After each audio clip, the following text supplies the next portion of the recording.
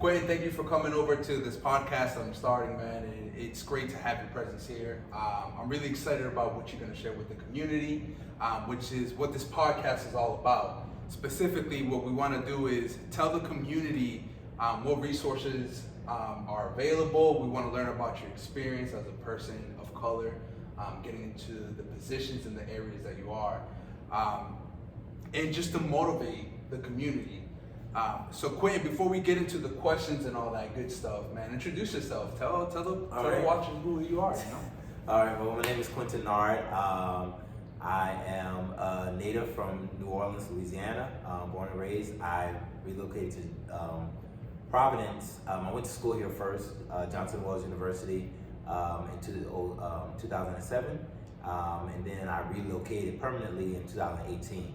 I'm also currently, I work with the city of Providence, and then also I'm a pastor in the south side of Providence. The name of the church is Pentecostal Church of God. All right, so you just wearing all the hats. Yeah. Like you just working out here. Yeah, we're working a lot of hats. Yeah, it's serious. Yeah, it's serious. And we definitely need community champions. Right. You know what I'm saying? So tell me more about your church. Like, how did you get into, how did God find you? You know what I mean? How did you get into your pastorship? Like, what is that experience? Like, talk a little bit about that. That's funny how did God find me, because definitely He did. So,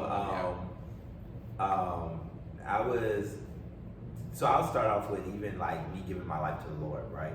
I was a young kid, 10 or 11, and I was one night. Like I grew up in a home that we went to church all the time. That's how my parents were, living for the Lord, and me and my 4 other siblings went to church all the time. And it was a very strict upbringing. And so like the things we could do and we could not do. And so I went one night. I was getting ready to go to bed, and I had this encounter. And I heard this voice speak to me as I closed my eyes. So as soon as I closed my eyes, I heard a voice speak to me. It was the craziest thing because it was crazy. Like, do you feel like it was audibly or like a spirit? Like, no, this was the first time ever, and probably the only time that this was an audible moment. This was it was an audible moment. And the first thing that was said to me was, if you go to sleep tonight, do you know if you're going to wake up in the morning? And then after that question, after that question, and I knew the answer because I grew up in a household in the church that taught in heaven and hell. And if you live right, then you're going to heaven. If you didn't, you're going to hell. And so, and the only way to go to heaven, the other thing that was taught was that you have to accept Jesus Christ as your Lord and Savior. And so I was like, all right, I know that's what you got to do. So when I was asked that question, I was like, whoa. And so then the second question, before I could answer the first question, the second question was, and if you don't wake up in the morning, do you know where you're going? And because I had not, in that moment, the way that I thought was because I had not accepted Christ as my personal Savior, like I had not made that decision, I knew where I was going. So immediately I start crying. I burst into tears. I'm hollering and screaming. At the time, I grew up in the room with my 2 younger brothers. I had my own bed. They slept in the same bed together. My dad runs in the room and he's like, "What's wrong?" And all I could say is, "I don't want to die. I don't want to die. I don't want to die." And so would you say like that?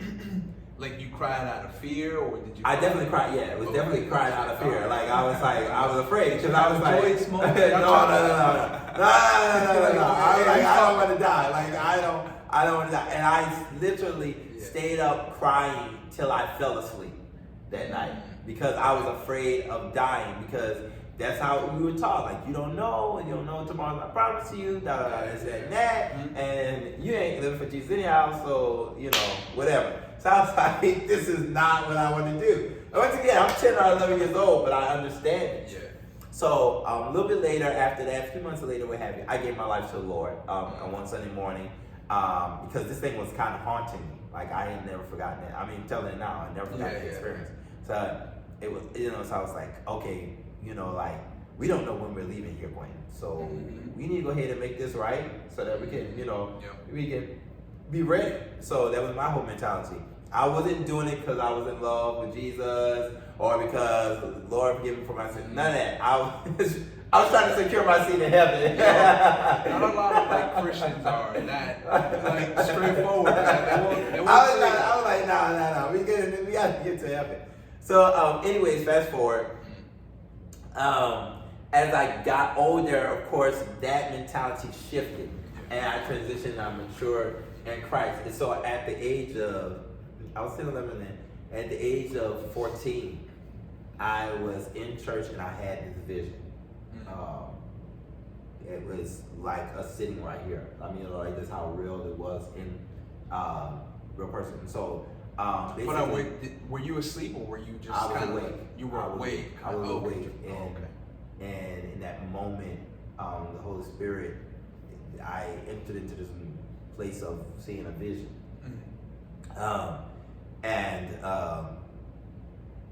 in that vision, without going into details, in that vision, that was when the Lord called me to preach. Now, I didn't.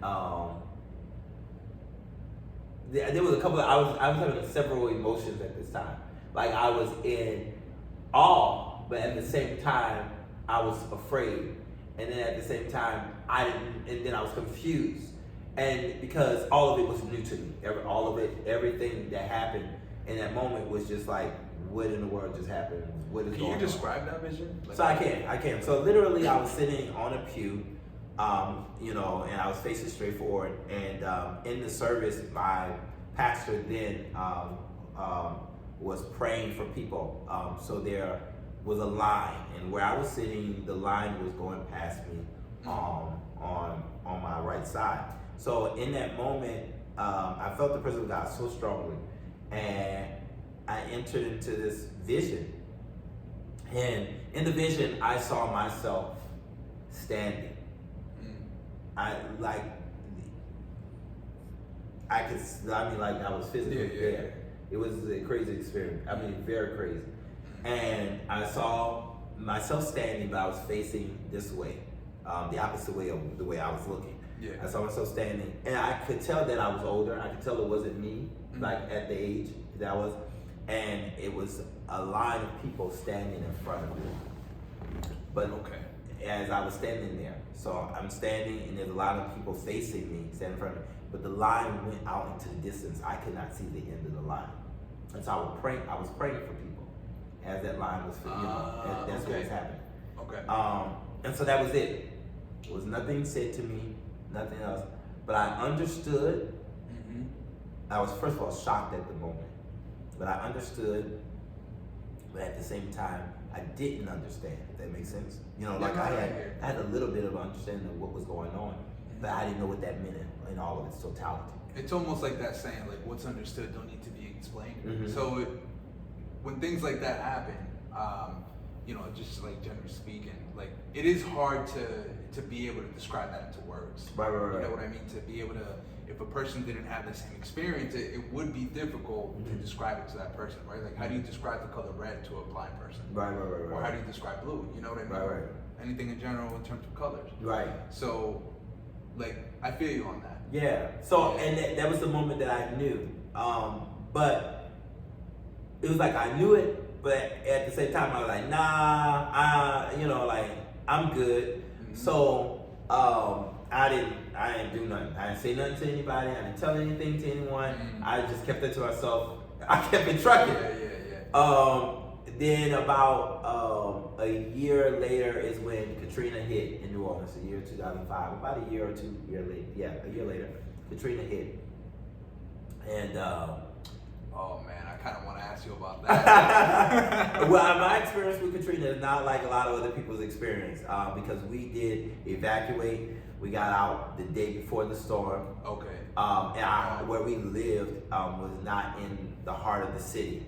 You know how you have Providence, but then you have what they call Greater Providence. Which is like other parts of Providence that and so we lived in what was considered Greater New Orleans, and so we didn't live in the downtown downtown area that was affected most of the part. So at any rate, but we didn't know that. We didn't know that. Yeah. So it was because when the flood took place, they didn't show where we lived, and they weren't showing where we lived, and we didn't have any communication. It was a very crazy and strange time of our lives. But thankfully, when we got home, we found our home. There was only a little flooding in the garage.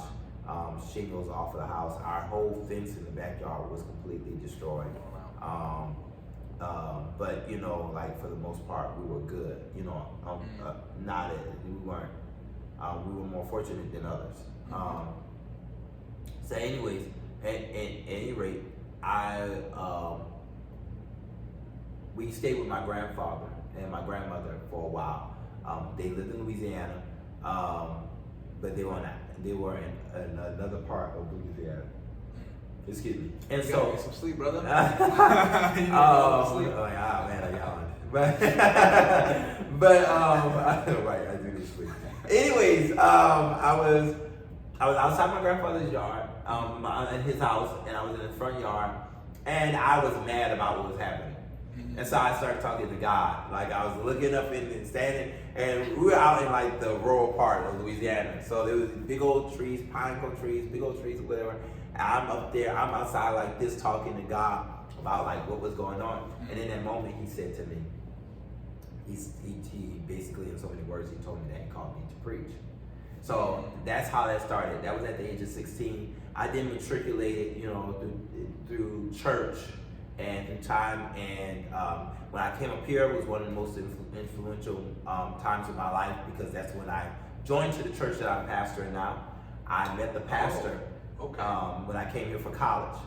And he mentored me.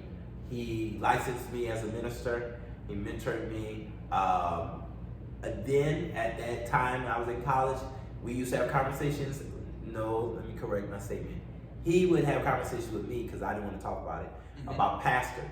And I never, gave into any of his conversations, because I didn't So you weren't, so you had this vision, but at that point, New Orleans, God had already kind of told you, but you feel like, what do you think was holding you back from, listening to that message from the pastor? Just the way that, my upbringing and growing up, so I still was dealing with my traumas and feeling insufficient and feeling like nobody and feeling like I didn't have a voice, like I was telling you earlier, and so many other things that I felt like I could never be. I could never be any of this. And then not only that, but I experienced so much rejection. So I didn't know how to accept or receive good things into my life. I, in turn, would reject those things as well. So in this moment, to hear that God is calling me to pastor his church, or to pastor a church, that belongs to him, no, that's too good for something. That's too good of a thing to happen to me. That's too, so I was like, nope, don't want it. Nope, I don't, and I didn't realize that at that moment in time, that's what I was doing internally. That's what was happening subconsciously. That I was rejecting these things because of how I felt inferior and insufficient as a person. So I left here, went back home for a little while, went through a whole bunch of crazy stuff that I really then after that felt like, nah, we ain't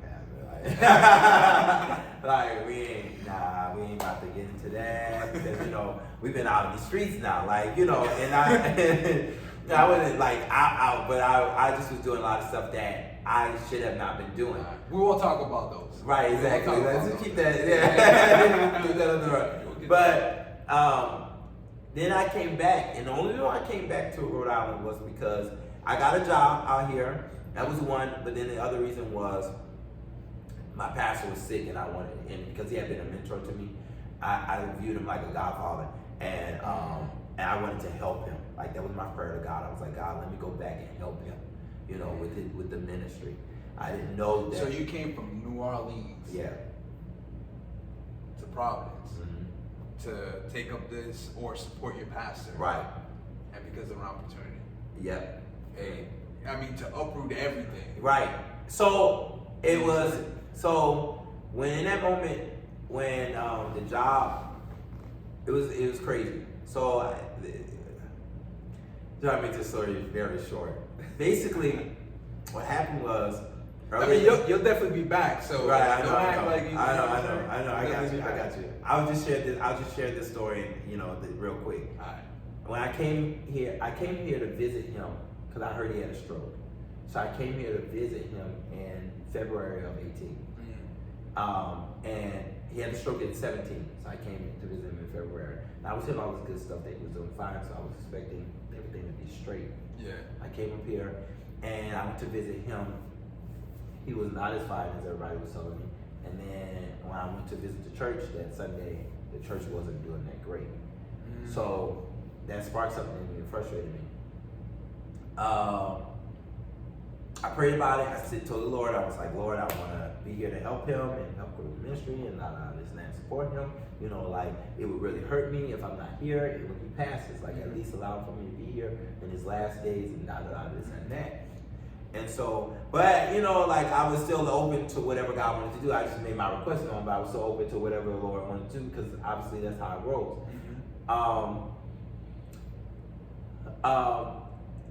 I had basically I was working at a hospital at the time, and my job ended there, which I knew it was going to end there because I had a dream prior to it ending.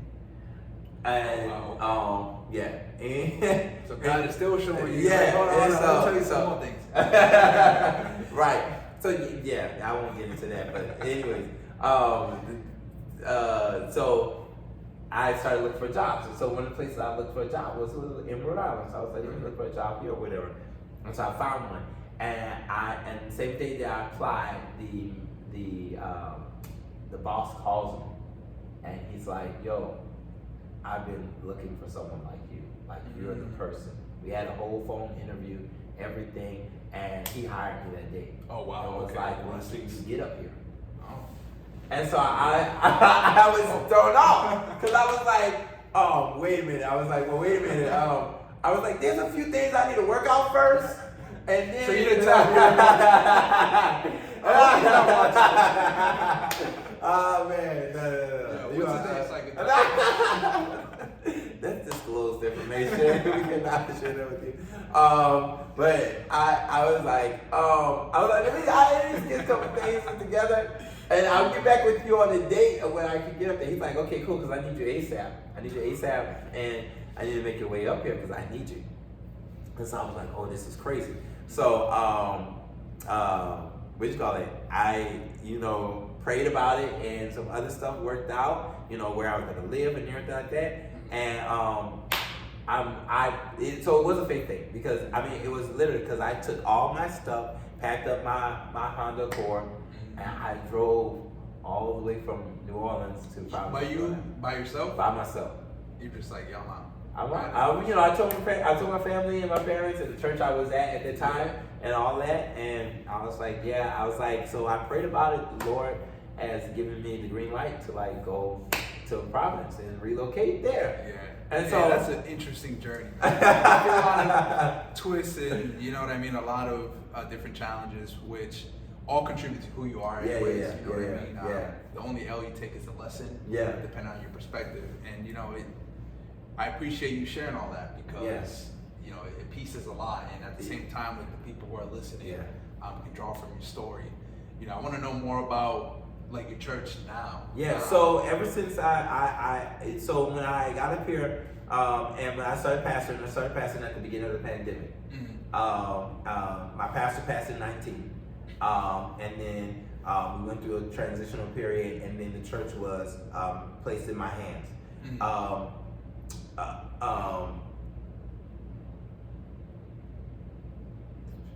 The way that God started dealing with me was who is the church and what is the church here for?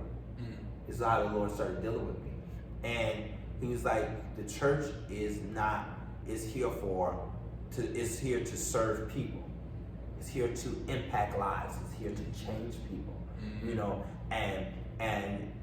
And look at he shows me. He says, look at what happens to communities and to cities and places when the church is absent or is missing. That the impact is so great. The impact is so great upon all. Yo, actually, I wanted to ask you a question that might get really deep, but you know about the term like political identity, right? Or identity politics. My bad, I said it backwards. Do you think that a lot of people, they kind of like elect like these parties and they identify with these parties so deep? The reason might be because the church isn't really involved. Because like God will give you identity within Him, right? And I almost feel like the political parties, they'll give you identity. Well, definitely. I mean, not just political parties, like everything. Everybody's searching for identity. Everybody's searching for belonging. Is searching to be connected to something and be identified as something, right? That's just how it is. That's what it is. It's crazy because as mankind, as human beings, we, in my belief, we've lost our identity from what we were originally created for, and so since then have always been in the search to find our identity. And then we see things, and we and by whatever similar features there are, that we identify with that. We gravitate to that, and that's what we identify with. So it can be political parties, it can be fraternities, it can be sororities, it can be social clubs and all kinds of other things. Universities, everything. Institutions that we identify with. That's our thing. That's my niche. That's who I am. I'm this person, whatever. And not understanding that that all of these things outside of God, all of these things have limited capacity and are boxes in and of themselves. And so what it does is it stunts and it limits even though we think that we found identity, it actually still holds us to a box, right? Because now, like, if you say, and it makes sense, because if you identify, right, or if your political party is like Democrat or Republican, I'm just gonna stick to politics. Yeah, no problem. I feel like this is why a lot of folks. You ever hear folks that just say like, "Oh, I hate this person. Or, I don't like this person," and you ask why? Because they're Republican, and it's like, why? Like, that's it? Yeah. Like, did y'all have a conversation? No. Do you know what is? Or a Republican? Why do you hate this person? Democrat? Because of the way that they perceive the world and stuff like that. I'm like, are you sure that this particular Democrat sees it in that way? Right. Like, where's the conversation? Right. Where's the separation of let me connect human to human, not this is who I am. Well, it's just like, therefore, it's like the saying that my mom taught me a long time ago. She said to me, association brings on assimilation. And so you could be completely different. I could be a Democrat, and you're a Democrat too. And because we're a part of the Democratic Party, then it's assumed, and they assimilate. They patch us together. They gravitate us together. Put us in the same boat and say, okay, they're all alike. And I'm completely different. I'm nothing like the rest of them. I'm nothing, whatever. But because of the association. And so that's what a lot of people do. And then that's what, the whole identity thing. Well, this is my idea and my identity, and this is why I don't even associate with them. The Republican says, because this is the way I view it. This is the way that I see it as. And so you're not, what I'm saying? Like, I don't like you or whatever, and vice versa. I don't like you, and it's because, once again, I've patched it together, whatever, and that's my perspective, my view of what the identity belongs to that. And unfortunately, it's very destructive, of course, because people aren't relating, right? People are very split up because of those identities and stuff like that. But I would say to your question that if this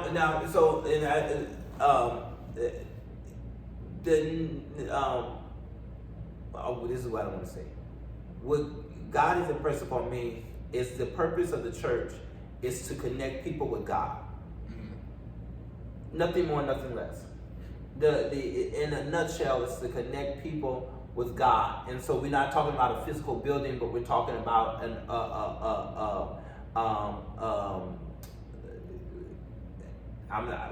we talk about a body of people, or a faction, or something that is, I want to say organization. I don't want to say organization.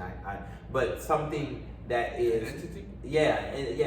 That helps people connect with God. And so when the church, when that body is missing, when that body is missing, when that entity is missing, then yes, then I'm going to search about all the other ways to find who I really am, to find my identity, to connect, instead of connecting through the church to God, to find out who I really am. And in God, there are no limits. He's limitless. So there's no limits. So it allows me to be who I am and not be confined to, a certain thing or a certain, whatever, and put in a box, No, and that makes a lot of sense, and I appreciate these conversations. They're very insightful. Yeah. And we'll leave it right here. We'll leave those thought processes for the folks to kind of chew on. I feel like there's a lot of meaty things that people can learn, but you'll definitely be back. I definitely have 500 other questions. I know, right? I mean, we didn't get to the questions that we were supposed to do, but you know what? I think this was important because we floated, and there's a lot of useful and good information. And a lot of encouragement. So we'll leave it at that, and then we'll have each other. I'll have you back here, and then we'll just pick it up. Yeah. All right. That's what's up. All right. So we'll do that. All right.